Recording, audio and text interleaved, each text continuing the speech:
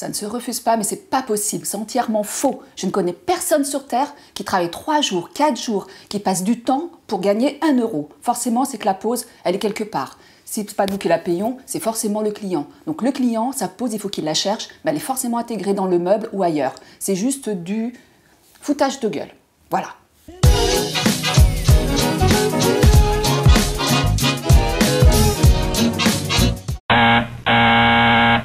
Alors non, faux. Derrière une laque blanche, il y a toujours une explication. Même si la différence ne saute pas aux yeux dès le premier regard.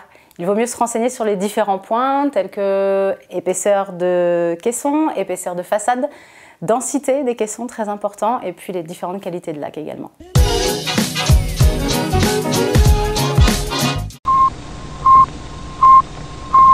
On ne peut pas obliger le client à acheter chez nous ou autre part. Maintenant, forcément, je leur conseille toujours de prendre chez nous. Ils auront une meilleure étude de l'appareil. On va leur expliquer un peu les fonctions.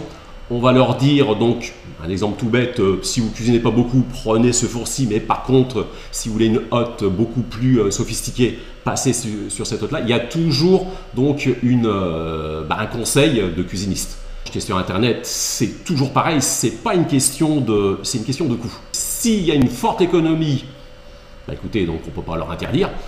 Par contre, nous, on ne peut pas leur garantir donc la pose, le déballage.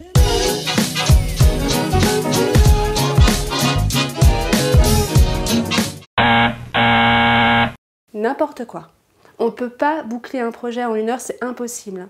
Déjà, il faut faire connaissance avec la personne, voir un peu ce qu'elle attend de cette cuisine. Donc on discute beaucoup, on échange, voir comment la famille fonctionne.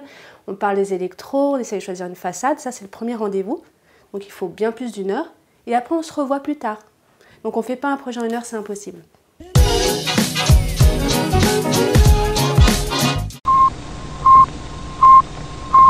Non, moi je ne sauterai pas dessus. Parce qu'en fait, la remise, elle est déjà comprise dans le prix, si tu veux. C'est comme quand tu vas au restaurant, tu as un menu qui est affiché à 50 €, par exemple, tu vas avoir le restaurateur qui va t'offrir « Ah, ben on vous offre le champagne, on vous offre le café, on vous offre le digestif ».